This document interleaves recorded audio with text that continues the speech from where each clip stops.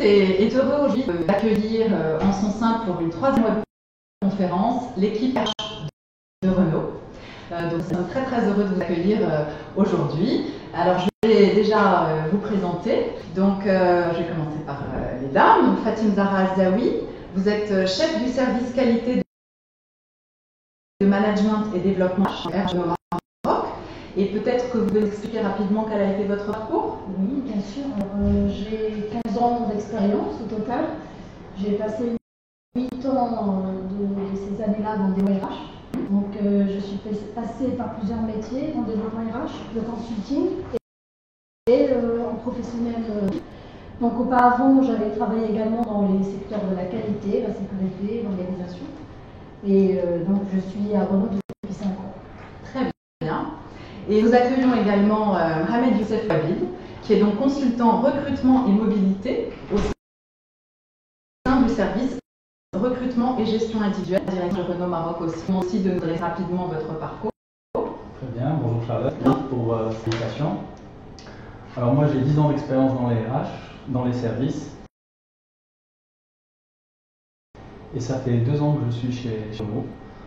J'ai démarré par la RH de proximité au niveau des succursales et là depuis moi je m'occupe du recrutement et de la mobilité sur le pôle des agents clés.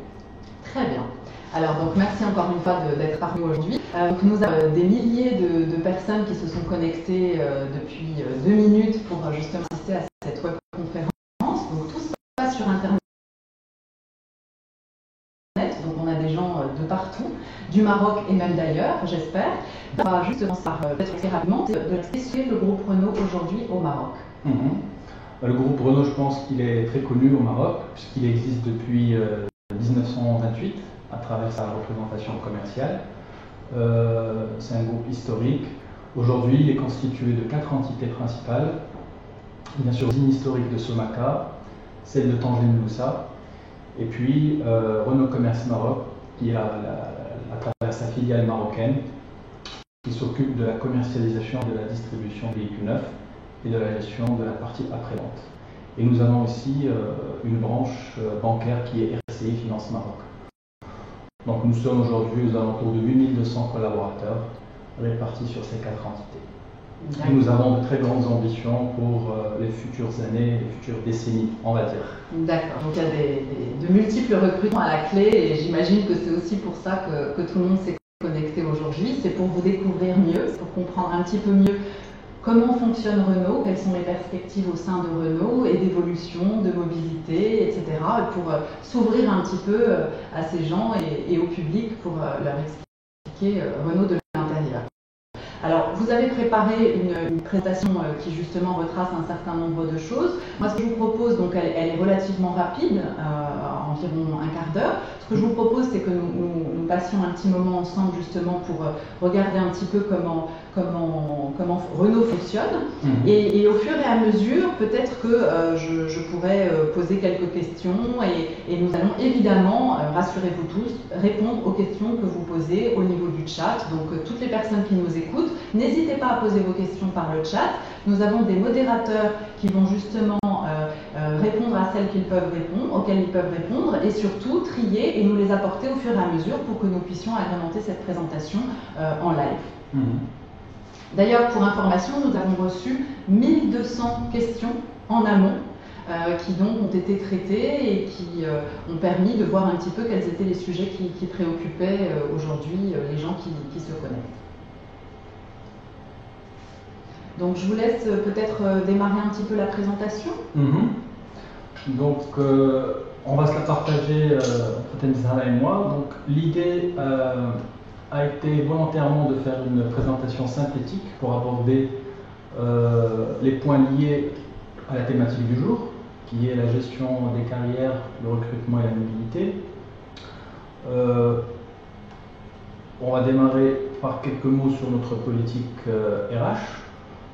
Donc le groupe Renault, ça fait 115 ans qu'il partage la passion avec l'ensemble de sa sphère, entre clients, entre collaborateurs. Donc nous sommes apporteurs de solutions de mobilité et nous vivons cette passion au quotidien. Passion Wanted, donc un univers d'opportunités. Donc on va faire On va parler brièvement de nos passions, donc à travers nos métiers, comme vous pouvez voir sur cette slide. L'avantage chez Renault, c'est qu'on a la chance d'offrir pratiquement tous les métiers qui existent dans le monde du travail. Les métiers de l'usine, les métiers du commerce, de la distribution, fonction support, fonction production. Donc sans rentrer dans les détails, je pense qu'on est présent partout. Donc n'importe quel type de profil finalement peut correspondre justement à un poste de fonction donnée chez Renault, peut trouver sa place. Alors, c'est assez rare, parce que des entreprises qui arrivent à tout couvrir. Oui, en général, il y a une spécialisation, une sectorisation des métiers, SS2I, industrie pharmaceutique. Bon, les groupes en général, ils ont les fonctions support, IT, marketing, commerce, et puis les fonctions opérationnelles. Donc nous avons la chance de couvrir une palette de métiers. Et on va le voir tout à l'heure dans le cadre de notre politique de gestion des mobilités et des carrières. Ça nous permet d'avoir énormément d'opportunités de mobilité pratiquement dans tous les sens. Sans oublier, je peux rajouter que le groupe Renault au Maroc offre à ses collaborateurs l'opportunité d'exercer de nouveaux métiers dans le pays. Donc des métiers de la production, de la construction de véhicules. Donc c'est un métier qui reste récent dans le pays. Donc on offre beaucoup d'opportunités là-dessus. Voilà. Et justement, dans le cadre de la vision 2016, Faten Zahra va nous parler de l'axe collaborateur, puisque dans la vision, il y a 4 piliers qu'on peut voir ici. C'est l'entreprise, le collaborateur, le client et le rayonnement externe. Donc le collaborateur vraiment fait partie de cette vision et de cette stratégie. Donc il y a 4 points. Oui, alors il y a 4 leviers. Le premier, c'est celui de la gestion dynamique des compétences. Le deuxième, c'est celui de la qualité du management. Le troisième, la diversité et l'innovation sociale et la proximité RH. Ce sont les principaux axes de notre politique RH au Maroc. Donc, une politique RH, elle se traduit d'abord par une gestion des hommes et des femmes de l'entreprise. Donc, l'axe diversité, pas seulement une diversité genre, mais la diversité dans son sens global est très important dans notre politique RH, est vraiment pris en considération. Donc l'ambition de notre groupe, c'est de faire de ses compétences et de son capital humain son vrai vecteur de performance et en développant notre intelligence collective.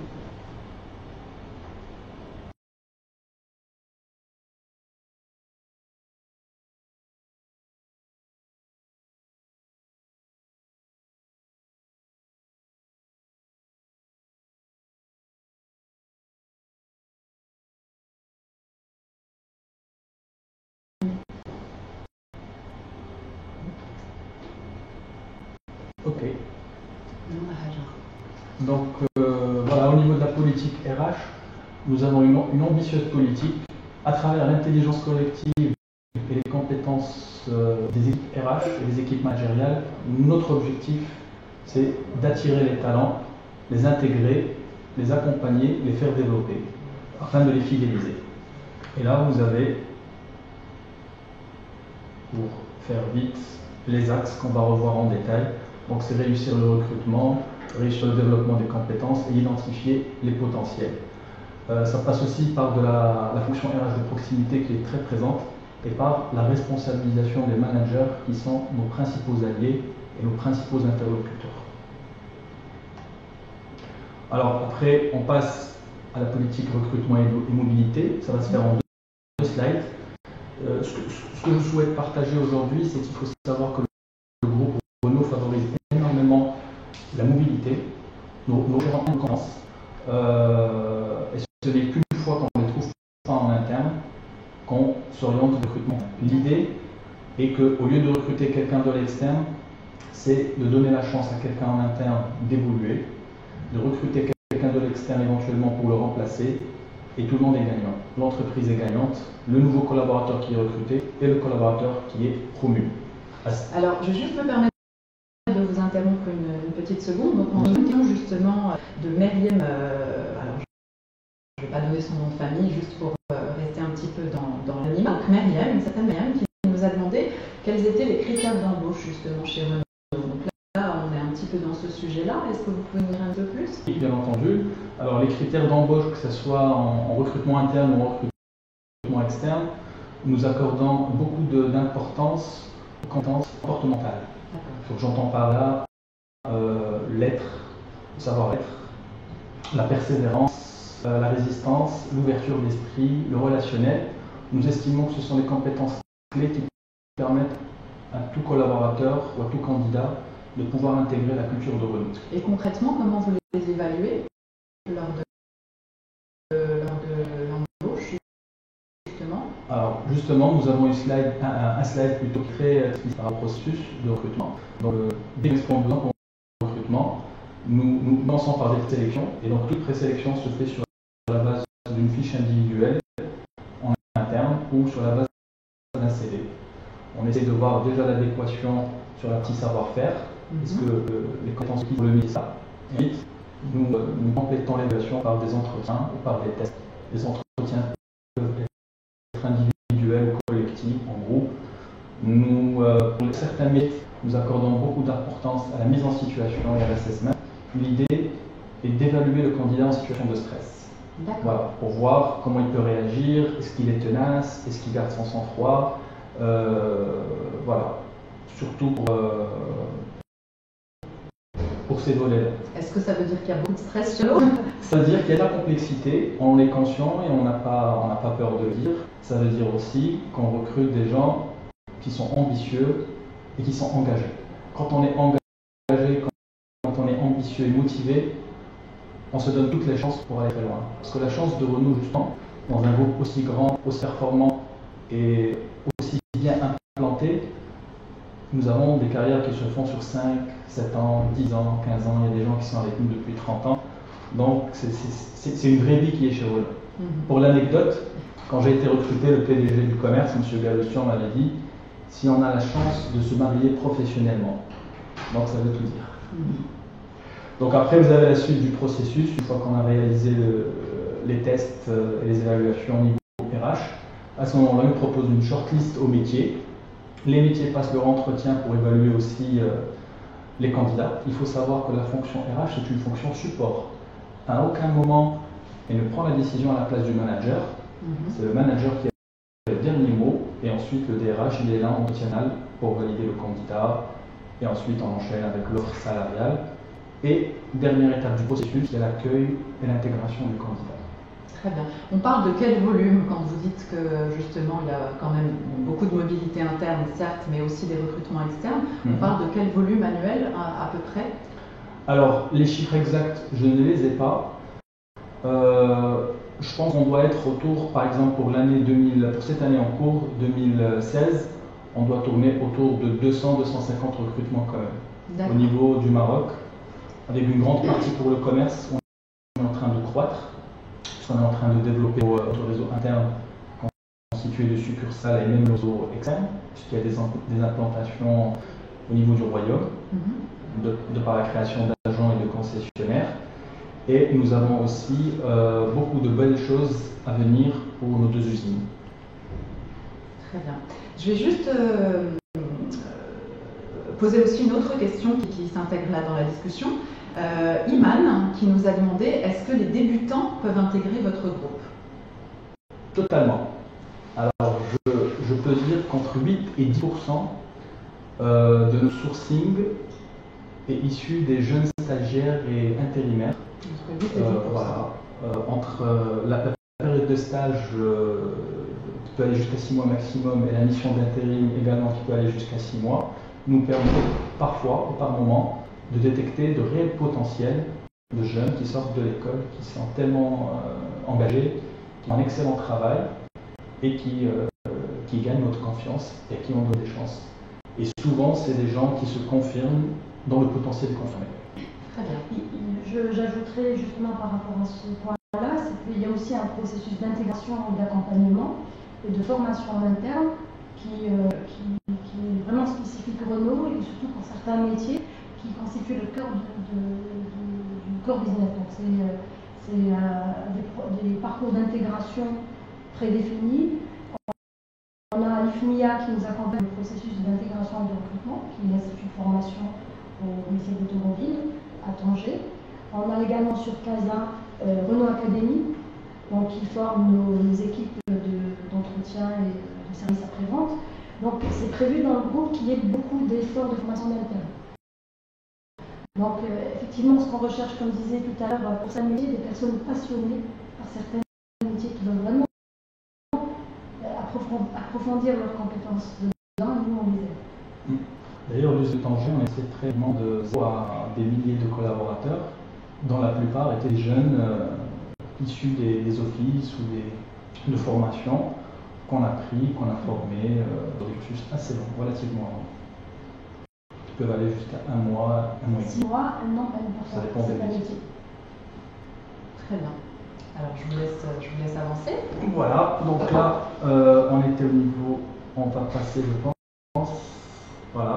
Pour la gestion de carrière, j'ai fait exprès de mettre une slide. Je ne sais pas si elle est visible à notre public. Voilà. C'est une diapositive qui regroupe l'ensemble des outils du groupe Renault Corporate et qu'on a aussi au Maroc. Et ce qui prouve le nombre d'outils dédiés à la gestion de carrière.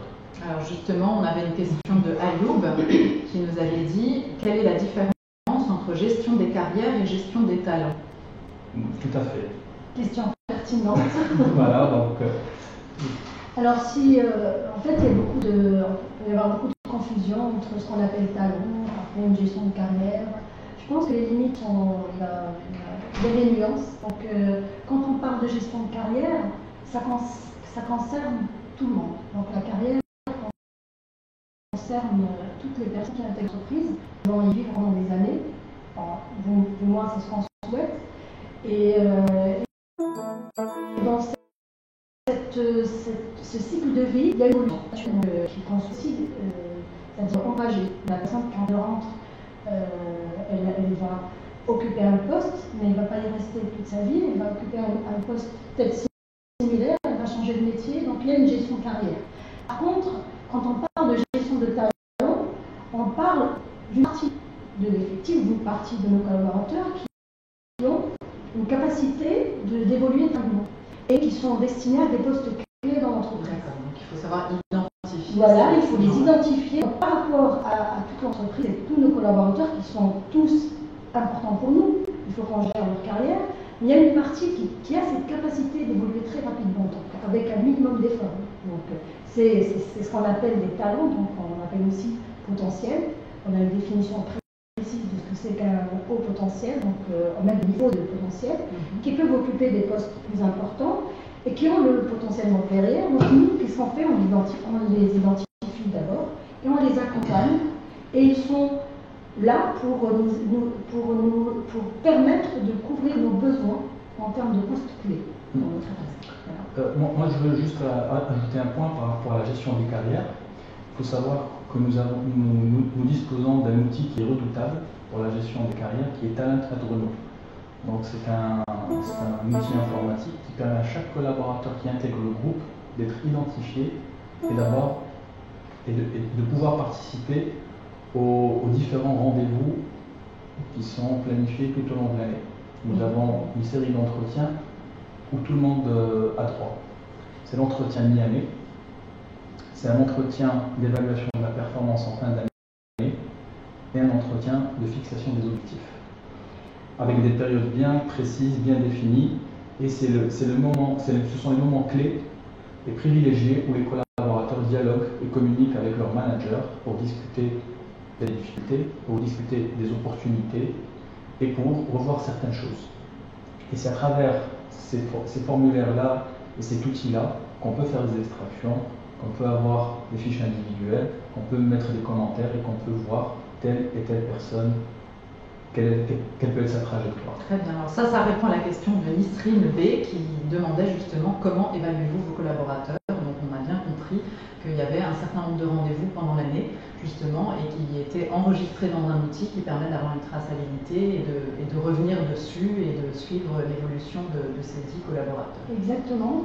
Alors pour cet outil-là, donc c'est un outil qui est utilisé à l'international, donc ça permet aussi d'ouvrir des opportunités à l'international pour certains de nos collaborateurs, parce que c'est l'outil qu'utilisent tous les pays où est installé Renault.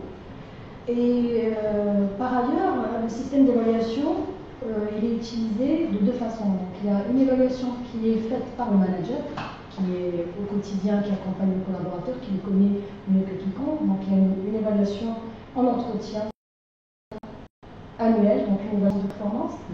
En fait, biannuelle, donc il y a une évaluation à mi-parcours en moitié d'année. Et puis une évaluation des compétences qui est toujours faite par le manager. Donc là, on joint les deux aspects de l'évaluation, donc concernant la compétence et la performance. Et puis il y a une autre évaluation qui est cette fois-ci collégiale, et ce qu'on appelle la people review. Et là, donc, cette évaluation, elle ne se fait pas seulement par le collaborateur, par le manager, mais par une équipe de managers qui vont décider par rapport au niveau, c'est-à-dire ils vont positionner ce collaborateur dans une grille qui, elle, est utilisée dans la palette Renault. On va pouvoir vous la présenter. C'est là, Voilà. Vous pouvez zoomer si vous voulez. Voilà. Donc on positionne le collaborateur sur cette grille qui évalue en même temps ce qu'on appelle la maîtrise du poste ou la job mastery, donc sur des niveaux progress, deliver, influence et transform, donc c'est des niveaux de compétences, ou sur son niveau de potentiel. Est-ce que la personne est sur un niveau de potentiel stable, moyen ou haut? Donc sur cette grille, on positionne l'ensemble des collaborateurs, et c'est un outil très intéressant parce qu'il nous permet effectivement de gérer les talents, de gérer les carrières, de prendre des décisions.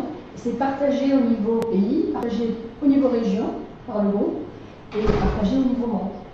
Très bien. Donc là aussi, on avait une question. Alors c'était Omar. Est-ce que vous vous intéressez à la gestion des carrières au niveau international? Donc c'est justement, vous avez un petit peu abordé le sujet en disant déjà qu'il y avait une évaluation qui était la même partout. Et en plus, qu'il y avait donc la possibilité d'ouvrir des postes à l'étranger dans d'autres succursales ou pays. Exactement. Où Renault est présent.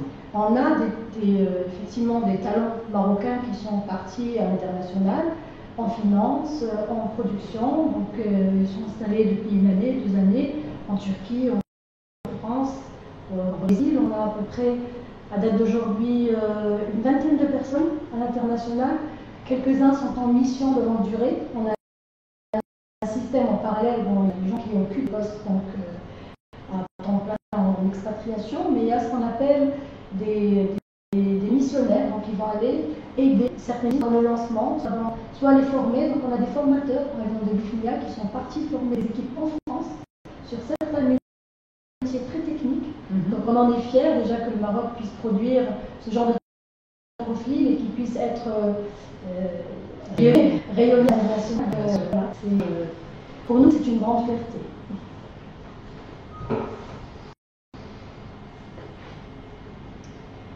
Donc, prochaine question. Alors, je vais regarder.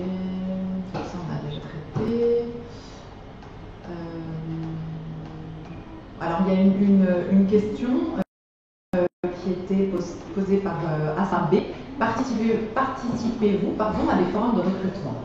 Oui, complètement. Donc, d'ailleurs, Recrutement.com est un de nos partenaires privilégiés, puisque nous participons déjà au forum à distance qui est Days, qui est organisé sur 3 jours et qui permet de créer de l'interaction avec les candidats par le monde, où on peut discuter, échanger et avoir de très bons profils. Et nous participons également à plusieurs forums en collaboration avec des écoles d'ingénieurs, avec des écoles de commerce et même nous participons à des forums internationaux. Par exemple, le week-end dernier, nous étions à Paris, Porte-Maillot, pour rencontrer les candidats de France et d'Europe qui souhaitaient le Maroc. Donc, nous sommes très actifs et très présents au niveau de nos écoles et à travers une partition forum. D'accord. Alors j'ai une autre question, monsieur Twimi. Comment répondez-vous aux attentes des collaborateurs par rapport à leur souhait d'évolution et de mobilité? Alors en fait, vous avez un petit peu répondu à cette question tout à l'heure, mais un petit peu plus du côté, on va dire, employeur, c'est-à-dire côté de Renault, mais est-ce que vous avez une façon de recueillir justement les souhaits des collaborateurs en termes d'évolution et expliquez-nous un petit peu comment ça fonctionne. Alors moi je vais répondre brièvement dans le cadre d'une première partie de réponse, premiers éléments de réponse, et Faten Zahra prendra le relais pour compléter ce que je vais dire. Il faut savoir que chez Renault nous avons une fonction qui est très présente, et qui est fondamentale et qui est cruciale. C'est la fonction de la RH de proximité. Donc le RH de proximité, c'est un profil qui gère en moyenne dans son périmètre entre 500 et 700 collaborateurs. Ça dépend après des contextes.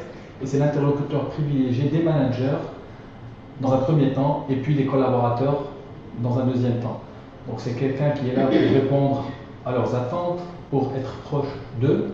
Et c'est quelqu'un aussi qui a une mission qui est très importante et qui prend beaucoup de son temps, c'est les entretiens, ce sont les entretiens individuels. Donc c'est quelqu'un qui a un planning, qui doit rencontrer chaque semaine un nombre déterminé de collaborateurs, par service, par direction, et écouter, connaître, recueillir les souhaits de carrière, de mobilité. Et à travers ces entretiens individuels, nous alimentons ce qu'on appelle un organigramme, 3 cases, qui nous permet de gérer ce qu'on appelle des comités carrière. Pour chaque service ou pour chaque direction, à fréquence régulière, nous organisons des comités carrière pour discuter la situation RH de tout collaborateur, de chaque collaborateur. Voilà. Et donc ça nous permet d'identifier ceux qui sont en base, qui sont bien, ceux qui ont des difficultés qu'on doit accompagner, pour qui on doit trouver des solutions, ceux qui sont très bien et qu'on doit positionner et préparer pour des évolutions possibles. Donc voilà, c'est cette fonction-là qui nous permet déjà de recueillir ces informations, en plus des évaluations périodiques dont on a parlé tout à l'heure, et à travers les formulaires aussi que nous avons. D'accord, très bien. Je veux juste expliquer aux gens qui nous écoutent que de temps en temps je tourne un peu la tête parce que je suis en train de voir un peu les nombreuses questions qui arrivent et on est en train d'en réimprimer un batch pour pouvoir justement répondre à d'autres questions et que ce soit le plus interactif et le plus vivant possible. Alors on va laisser maintenant Faten Zahra compléter l'explication de Youssef. Donc oui, comme disait Youssef, il y a le rôle RH qui est très important dans le processus de mobilité ou d'évolution professionnelle. Mais aussi on donne l'occasion à la personne de s'exprimer sur ses souhaits de mobilité lors de l'entretien annuel d'évaluation avec le manager. Donc le rôle du manager ne se limite pas seulement à évaluer la performance, mais aussi à conseiller son collaborateur par rapport à son parcours professionnel, qu'est-ce qu'il pourrait faire plus tard, donc par rapport à ses compétences actuelles, qu'est-ce qu'il pourrait développer, là où il pourrait aller. Donc on donne l'opportunité à la personne de réfléchir sur un parcours à plusieurs années, donc à 2 ans, à 3 ans, prochain poste, futur poste et le poste, c'est-à-dire le second poste sur 3 niveaux. Donc on a aussi un outil qu'on appelle projet professionnel, qui permet au management de construire le parcours professionnel avec les collaborateurs. Donc en fait ce travail-là effectivement se fait au niveau individuel avec le collaborateur, mais il doit aussi se faire au niveau collectif. Il doit y avoir une cohérence avec les orientations du groupe. Il y a derrière tout un travail qui se fait en amont, un travail de ce qu'on appelle la gestion dynamique des compétences, un travail où on appelle GPEC, par ailleurs, mais c'est une traduction de la GPEC donc à notre manière, donc avec nos propres outils. Et donc là, on aide le manager à orienter ses collaborateurs, à leur donner une piste d'évolution. Donc on trouve que oui, le collaborateur, bien sûr, il a le droit de rêver, c'est ce qu'on veut. Il faut qu'il ait des ambitions, qu'il veuille aller de l'avant. Mais il faut aussi qu'il y ait quelqu'un derrière pour le conseiller, pour l'orienter, pour lui dire voilà, vous avez telle compétence, vous pouvez aller vers ça, vous pouvez aller vers ça. Donc il y a ce rôle du conseiller qui est très important à jouer pour nous, pour par le manager. Très bien. C'est peut-être justement ce qui est illustré sur les slides. Voilà, alors ici on a voulu vous présenter un petit peu notre gestion dynamique des compétences. Donc il y a les processus de recrutement, de promotion, de mobilité, de formation. Mais derrière, pour gérer notre capital humain, on a besoin d'un certain nombre d'outils pour effectivement identifier notre état actuel d'aujourd'hui, et le futur vers lequel on veut aller. Donc, pour effectuer ce travail, on a besoin de faire une étude de toutes de faire un diagnostic de toutes nos ressources, faire des revues stratégiques pour vérifier quels changements ils vont impacter nos ressources, et faire des plans d'action ou ce qu'on appelle des schémas d'éclairage. Donc ce travail-là rentre dans le cadre de la GDC, et donc ce travail-là permet aux processus opérationnels qui sont eux dans le quotidien, donc la proximité RH, le système de rémunération, le système d'évaluation, le recrutement, la mobilité, la formation, ça leur permet d'avoir un sens. Donc il y a un travail en amont qui se fait pour donner les orientations et un travail qui se fait au quotidien par les équipes RH pour déployer nos schémas stratégiques. Donc c'est comme ça qu'on fonctionne au niveau de Renault. Donc c'est un travail qui se fait quand même sur plusieurs mois, plusieurs années. On est une centaine au niveau RH, c'est-à-dire une centaine au niveau du groupe, mais il n'y a pas que la partie RH, développement RH, il y a une partie sécurité, une partie santé. Oui. Alors c'est vrai qu'au niveau de l'introduction, on a oublié de parler de l'organisation RH. Il faut savoir que jusqu'à pas longtemps, il y avait des DRH par entité et un DRH pays. Et depuis 1 an et demi à peu près, nous avons créé ce qu'on appelle des centres de services partagés, qui sont là pour avoir plus de synergie entre Casablanca et Tanger. Donc il y a 2 pôles qui ont été créés, le pôle casablancais qui regroupe l'usine Somaca, la filiale commerciale RCI Finance Maroc, et le pôle de Tanger. Et nous avons 4 centres de services partagés, un pour le développement RH, dont Fatem Sahara est la responsable. Nous avons un pour les conditions d'emploi, toute la partie paix administration, M. Dir aussi. Nous avons un pour la formation, M. Moulay Youssef Sbaï, et le 4e qui est celui du recrutement et de la gestion individuelle, qui est chapeauté par M. Kamal Abdelhartissi, dont je fais partie de cette équipe, et moi je suis sur le volet Casablanca. Et ces équipes-là sont au service des DRH des entités. Donc les 3 DRH, M. Alabi de Tanger, M. Homeini au commerce et Mme Ilan à Somaca, nous font appel à nos services pour qu'on puisse les aider sur ces 4 thématiques.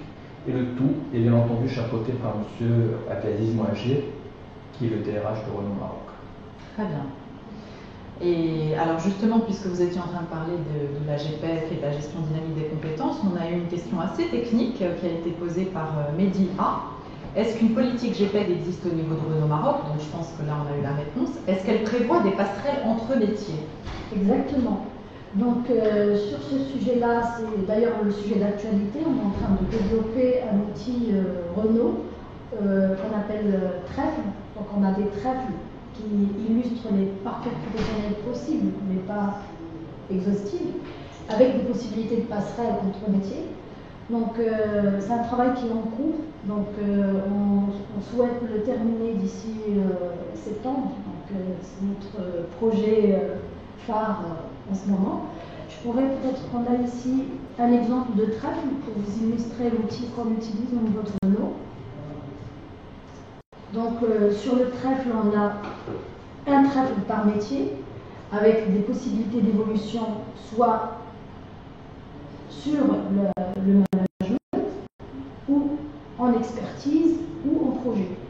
Et là, ce que vous voyez en couleur, c'est les niveaux de rémunération. Donc ça permet aussi de nous donner une idée sur l'évolution en termes de rémunération. Et donc ces trèfles-là peuvent être interactifs entre eux. Donc on a le métier 1, donc où la personne peut évoluer dans le même métier, mais elle peut aussi accéder à un autre métier. Donc, et là, on gère ce qu'on appelle des passerelles avec quelles sont les actions qu'on doit faire pour pouvoir accompagner cette personne dans son parcours au sein de son métier, ou si elle passe à un autre métier qu'elle doit avoir des prérequis nécessaires, quel est le parcours d'intégration ou d'accompagnement qu'on devrait l'identifier. D'accord. Voilà. Vous pourriez juste nous donner un exemple, alors évidemment sans citer de nom, mais peut-être pour que ce soit concret pour les gens, de quelqu'un qui aurait justement, avec succès, fait une passerelle comme ça. C'est peut-être difficile parce que vous êtes des milliers d'exemples, mais... Oui, il y a pas mal d'exemples. Je pense que là, l'exemple qui me vient à l'esprit tout de suite, c'est notre ex-DRH Maroc, M. Bachiri, qui était dans le métier RH pendant plusieurs années. Donc, il a occupé le poste de DRH ce matin, puis DRH Maroc.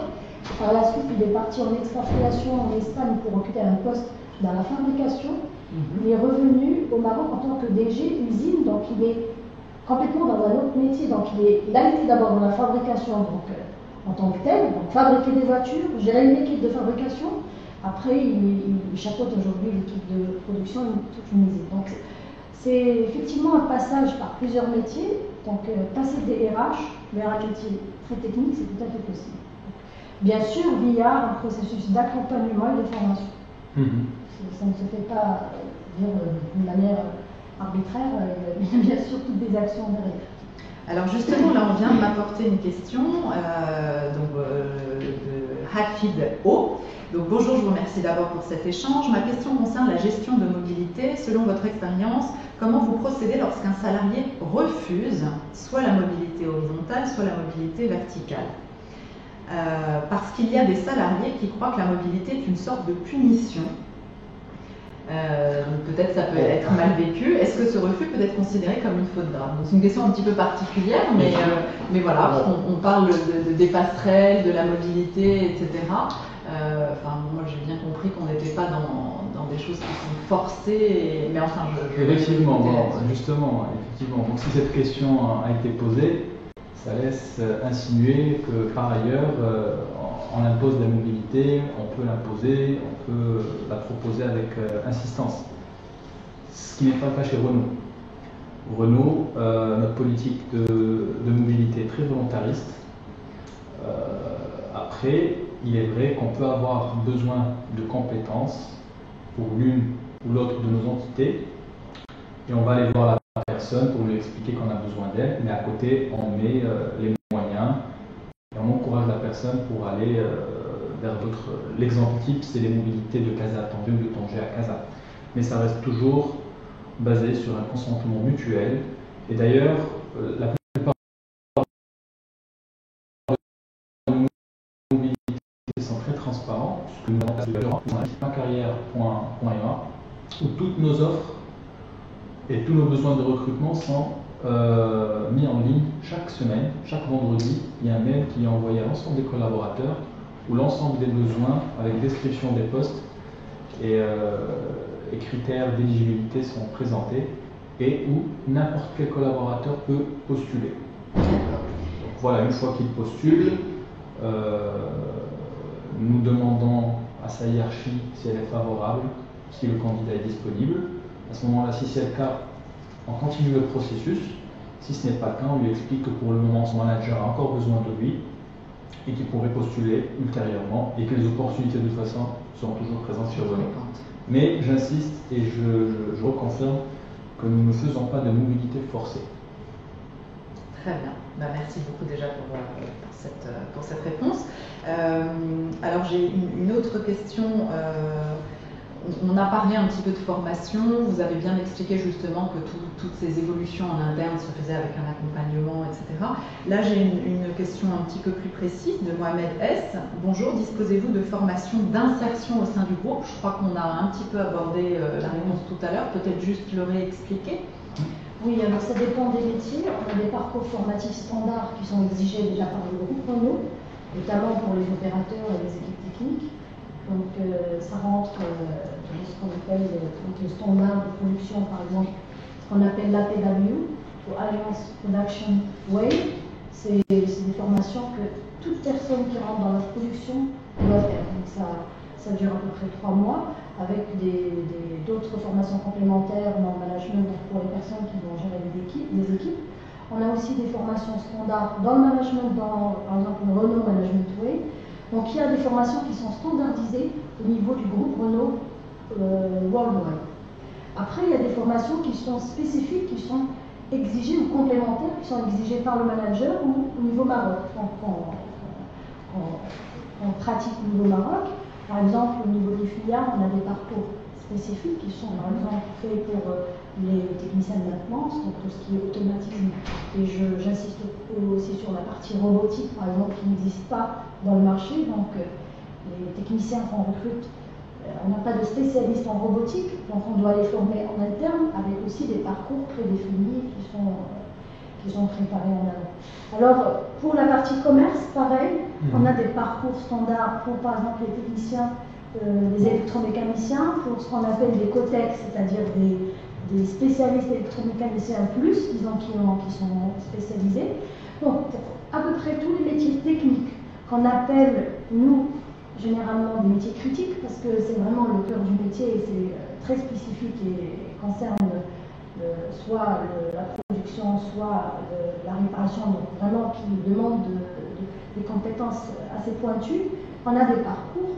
Il y a par contre des métiers, disons, qui existent sur le marché, qui sont plus, disons, qui sont à l'international, comme par exemple pour les fonctions support, les finances, les RH, donc là, il n'y a pas des exigences standards au niveau du groupe. On s'appuie beaucoup sur les compétences déjà de formation initiale des personnes et on complète surtout par les formations comportementales. C'est d'ailleurs l'accent qui a été mis par Youssef au début sur l'importance des compétences comportementales, donc soit à travers du coaching, soit à travers des formations spécifiques pour que les personnes puissent aller de l'avant, évoluer, maîtriser leur poste.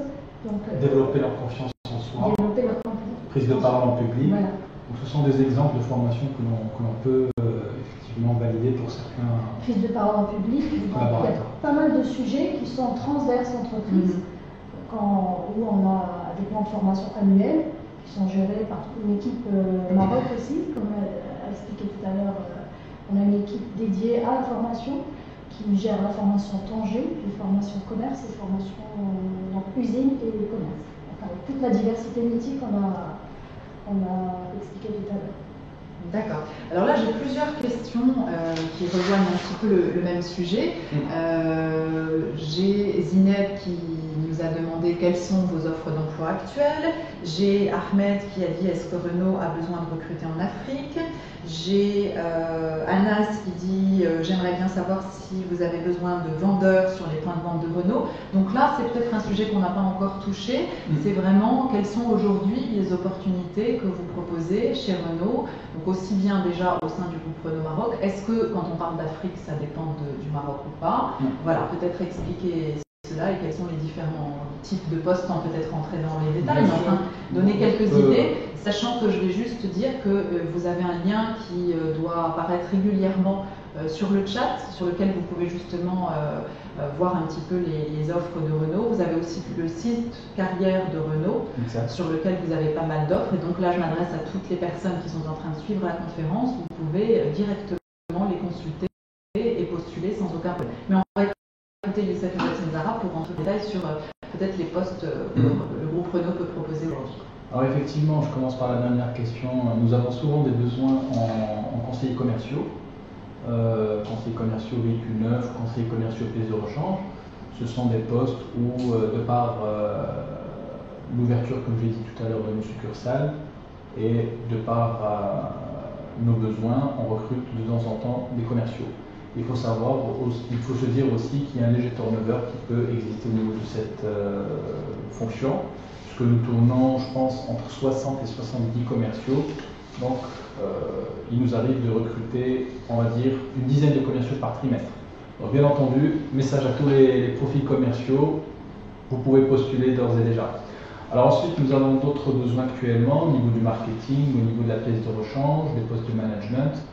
Et pour nos usines, nous recrutons aussi des ingénieurs, des techniciens, donc des opérateurs aussi à Tanger. Donc n'hésitez pas à postuler et à déposer vos CV. Très bien. Alors là, j'ai une question aussi, toujours en termes de recrutement. Quelles sont vos ambitions en termes de recrutement pour le deuxième semestre 2015 ? Donc est-ce qu'on est sur une tendance encore plus ambitieuse que ce qui s'est passé au premier semestre, ou est-ce que vous pouvez nous en dire quelque chose? Oui, alors en fait, il faut savoir que nous avons des plans de recrutement qui sont en général préparés en fin d'année. Et ces plans de recrutement sont revus dans le cadre de forecast en milieu d'année pour voir s'il y a lieu à supprimer des postes ou en rajouter d'autres. Donc tout dépend bien entendu du business, de l'avancement du business. Mais ce que je sais, c'est qu'il y a comme je disais en introduction, nous sommes sur une phase où nous avons des projets qui arrivent, que ce soit à Somaka ou au niveau de l'usine de Tanger. Donc il y aura des ouvertures. On est à mi-parcours, on va bientôt être à mi-parcours, donc il reste, on va dire, une centaine de postes de positions à prendre d'ici la fin de l'année. D'accord, donc une centaine de postes d'ici la fin de l'année pour le deuxième semestre. Donc là, on est avec un chiffre qui est vraiment concret et important. J'ai un déçu, une déception là que je voudrais partager. Les candidatures spontanées ou via cabinet de recrutement ne donnent jamais suite. Aucune prise de contact. Donc là, peut-être, donc c'est Mohamed S. Est-ce que vous pourriez expliquer un petit peu comment ça se passe à ce niveau-là? Quel est peut-être le circuit que suit une candidature spontanée au sein du groupe? Alors, bien entendu, une candidature spontanée, il y a différents types de la recevoir. Soit on la reçoit directement sur notre site, soit on la reçoit à travers nos partenaires, dont on recrute, soit on la reçoit par email. On arrive souvent à avoir nos adresses email, nous, du service de recrutement, soit des fois on peut la déposer en format papier. Il faut savoir que la réponse est toujours envoyée, puisque nous avons des systèmes d'alerte et de réponse automatique où on explique déjà aux candidats qu'on se prend 2 semaines pour étudier la candidature et que si celle-ci nous intéresse et attire notre attention, il y aura prise de contact. Par contre, la chose sur laquelle nous nous engageons, c'est à chaque fois qu'on entame la procédure recrutement avec un candidat, et ça commence en général par un premier appel téléphonique, son dossier est suivi de cette étape-là jusqu'à l'étape à laquelle elle va s'arrêter. Ou bien l'étape va s'arrêter après l'entretien téléphonique, ou bien elle s'arrêtera après la série de tests, ou bien elle s'arrêtera après l'entretien métier ou après le DRH. Et à chaque moment de ces étapes-là, il y a une réponse qui est faite, et en général, elle est faite par email. D'accord. Et les personnes avec lesquelles nous continuons le processus, on garde un contact téléphonique pour avancer sur la candidature. Il faut qu'on soit réaliste, il faut qu'on soit sincère et transparent. La notoriété de Renault fait qu'elle génère énormément d'intérêt, fait en sorte qu'elle génère énormément de candidatures. On se concentre sur les candidats avec lesquels on avance et on respecte les candidats qu'on ne retient pas et on leur fait des retours. Alors c'est justement une petite question épineuse à laquelle j'aurais voulu que vous répondiez. C'est est-ce que vous avez des chiffres en fait ou un pourcentage, c'est-à-dire par rapport au nombre de candidatures que vous recevez et par rapport au nombre d'élus. Donc aujourd'hui, vous avez parlé par exemple d'une centaine de personnes qui doivent être véritablement et concrètement recrutées sur le deuxième semestre. Est-ce que vous pouvez nous donner une idée? Et je pense que c'est important aussi pour les gens qui nous écoutent, parce qu'ils n'ont parfois pas vraiment de conscience du nombre de candidatures que les grosses entreprises ont à gérer. Est-ce que vous pouvez donner une idée comme ça sur justement une demi-année, une évaluation du nombre de candidatures que vous recevez? Vous avez un Bien sûr. Bon, je vais parler pour Casablanca. Pour Casablanca, on est à 70 recrutements. Il faut savoir que, par exemple, pour un recrutement, quand on diffuse une annonce pour un recrutement, on peut recevoir entre 500, on va dire entre 400, 500 jusqu'à 600 CV. Sur ces CV-là, une fois qu'on fait le filtre, qu'on fait les premiers filtres, bien entendu, il y a différentes techniques de filtrer les candidatures. Par rapport à chaque poste, nous avons des critères. Donc si c'est un poste senior qu'on recrute, on ne va pas aller ouvrir les candidatures où on a des jeunes diplômés. Donc voilà, donc sur les 500, on va ouvrir entre 100 et 150 candidats qui correspondent au premier critère, au premier filtre. Et d'ailleurs, le site Recrute permet ça, et même notre site propre à Renault. Et sur ces 150-là, on va voir entre 25 et 30 candidats qui vont bien matcher avec nos besoins. Et sur ces 30-là, on va encore refiltrer pour avoir entre 5 et 10 meilleurs CV qu'on va contacter Ça dépend du poste. Soit on va les contacter jusqu'à 20, par exemple pour les postes de commerciaux, on peut sélectionner jusqu'à 20 candidats qui viennent en session de recrutement sur une journée avec des étapes sélectives. Et à la fin de la journée, on sait qui on va retenir. En général, sur 20 candidats sur une journée, on retient 3 ou 4. Si c'est sur d'autres postes où on a besoin d'entretien individuel, bien sur ces 5-10 CV, on avance, parce qu'après il peut y avoir des blocages en termes de prétention salariale, en termes de disponibilité, en termes d'intérêt au poste. Des fois, il y a des candidats, quand on leur explique le poste plus en détail, ils nous expliquent que ça ne correspond pas à leurs aspirations, on respecte, et on arrive souvent à avoir entre 3, 4 jusqu'à 5 bons profils qu'on propose au métier. Le métier valide la dernière personne, on la présente au DRH. Donc voilà, je pense qu'à travers ces exemples-là, vous avez une idée sur le ratio et le l'entonnoir qui se fait depuis la réception des candidatures jusqu'au candidat final. Donc si on fait en fait un récapitulatif de ce que vous venez de dire, on peut dire qu'on a à peu près 500 candidatures par poste. Bon, c'est peut-être une moyenne haute. Ça dépend, ouais. Sur 70 postes à pourvoir, on est dans 35 000 candidatures en fait. Si mes calculs sont bons, 500 fois 70, ça fait 35, 7 fois 5, 35. Donc, voilà. Donc c'est juste pour expliquer un petit peu aux gens qui nous écoutent qu'on est effectivement dans des volumes très importants. Alors ça ne veut pas dire que personne n'a sa chance, puisqu'il y a bien ces 70 postes à pourvoir, mais ça veut dire aussi que voilà, on est dans peut-être beaucoup de candidats, peu d'élus, mais ce sont les meilleurs qui sont choisis, avec l'importance du savoir-être, tel que vous avez pu l'expliquer, et à la personnalité du candidat justement. Alors pour l'anecdote, j'ai été recruté chez Renault à travers recrute.com, et le recruteur de Renault m'a contacté 1 an et demi après que j'ai postulé. Donc ça veut dire qu'on se permet quand même d'étudier les CV et de créer des CV tech pour pouvoir les consulter au moment opportun.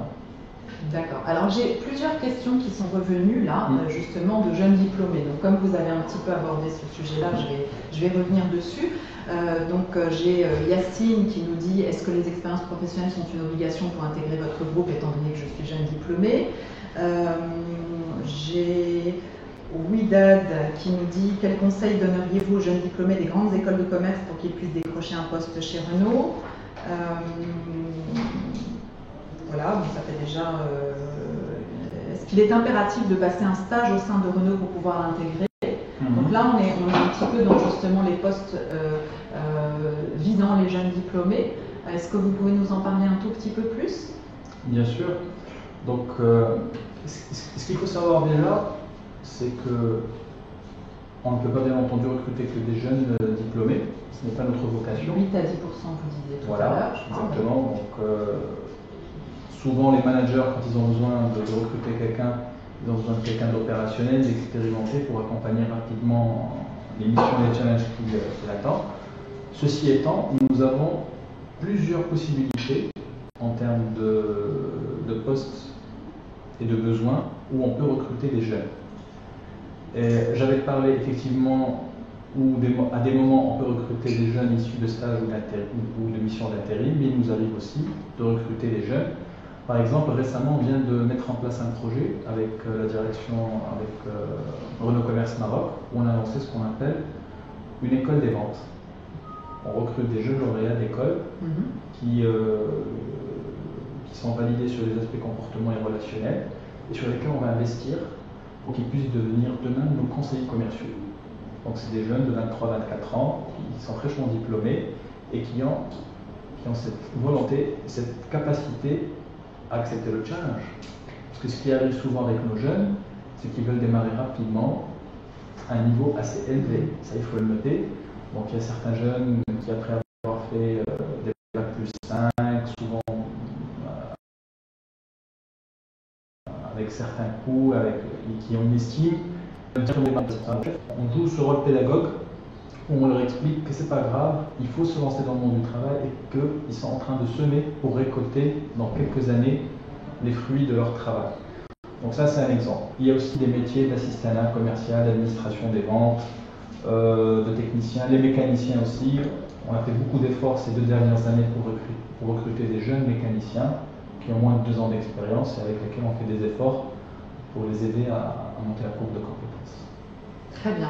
Alors j'ai une autre question aussi qui concerne toujours le type de profil. Donc cette fois-ci, on n'est plus dans les jeunes diplômés, mais au contraire, la question de Hanan, Renault accepte-t-elle des profils en cours de reconversion de carrière?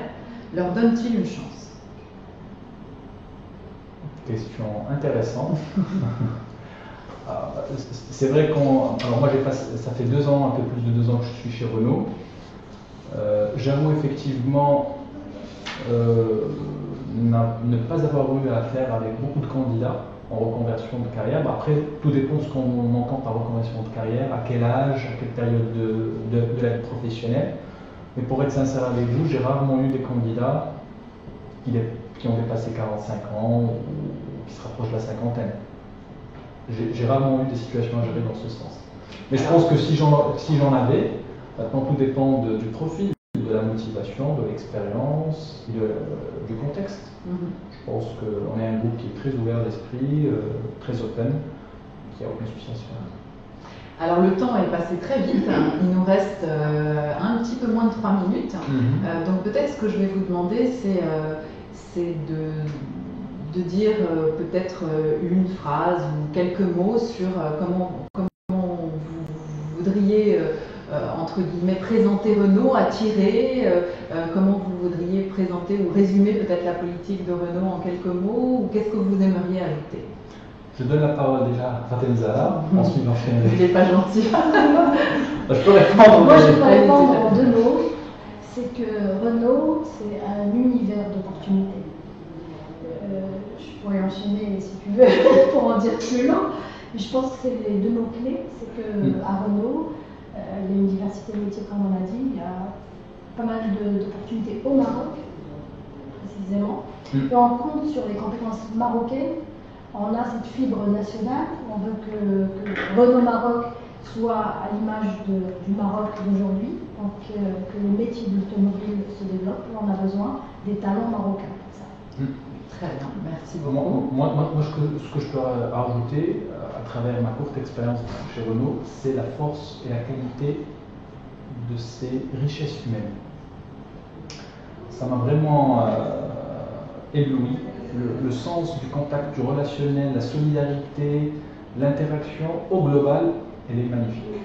Donc, je le dis d'ailleurs souvent, malgré, et c'est là où on est content d'être dans ce groupe, dans les moments difficiles.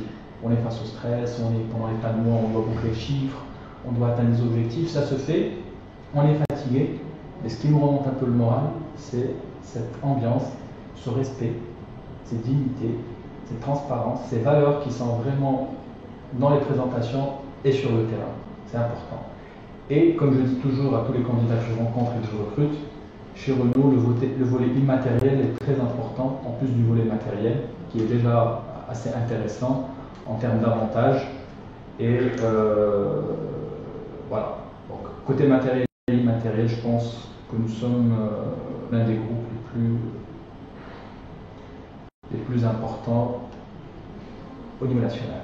Très bien. Écoutez, Youssef, Fatem Zahra, Recrute vous remercie vraiment 1000 fois pour ce moment que vous avez bien voulu partager avec les milliers de personnes qui se sont connectées. Donc on a eu beaucoup de questions, on espère avoir vraiment fait le tour. N'oubliez pas donc que vous pouvez, je m'adresse aux participants, postuler au travers des différentes offres, soit sur Recrute, soit sur le site carrière. Vous pouvez aussi N'hésitez pas aussi à me contacter ou à contacter Fatem Zahra à travers les réseaux sociaux. Voilà, notamment, voilà, sur la plateforme, vous pouvez effectivement retrouver la page LinkedIn, la page Facebook de Renault, là où il y a marqué réseaux sociaux, il y a le petit signe. Voilà, donc nous vous remercions tous pour votre participation, nous espérons avoir été à la hauteur de vos attentes et vous donnons rendez-vous pour une prochaine webconférence bientôt. Merci.